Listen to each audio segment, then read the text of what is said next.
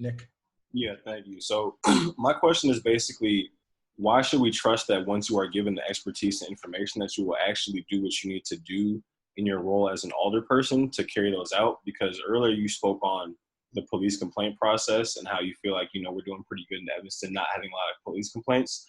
But there was a committee that got brought together to assess the entire complaint process for Evanston police officers, and they found multiple deficiencies within it. And they came to the city council and to human resources, and they recommended multiple changes.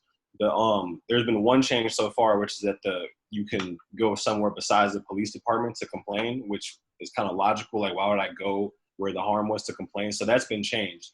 But other deficiencies, such as the actual structural language of how a cop is found to be at fault for violating somebody's civil rights or not, is a much more pertinent issue that they found with the complaint process. I think Karen Corey, who's on this call, is a part of that.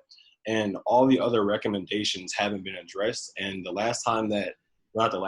been dissolved as of 2018 because they gave you their report and the city hasn't done anything with that. So you had people on that committee who were lawyers, who were involved in law, who were community members, who lived in wards that were over-policed.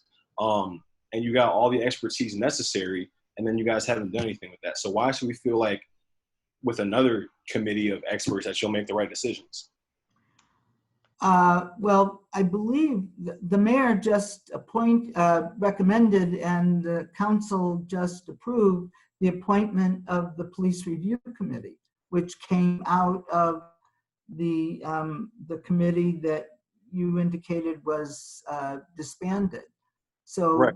And that committee also said that they needed a committee that has actual power, discipline power. That was one of the issues. So the mayor making another committee won't actually address the issues that this assessment committee lined up, because they said that's part of the problem, is that the police officers are the ones themselves doing most of this investigating, and the independence of it, even from the review board, they can make suggestions, but they don't have any actual power.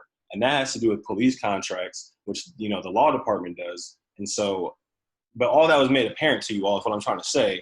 And here we are still talking about it over a year later.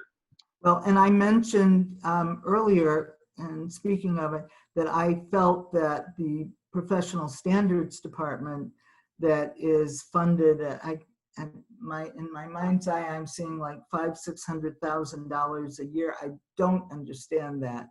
And that really, as we start looking at defunding, we have to look at that very carefully, because I think that's, that looking at that and then looking at this new committee, I think we have to really start seeing what we can do with this new committee. I mean, it's just been formed. Doesn't mean that it has to be static. Doesn't mean that we can't give it additional powers. It has to be looked at.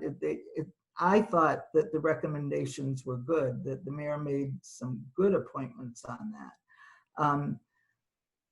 But the amount of money in professional standards is way over the top, and we have to look at that. So that might be the gateway to doing something more, that the committee that Betty Suester and Neil Weingarten are on.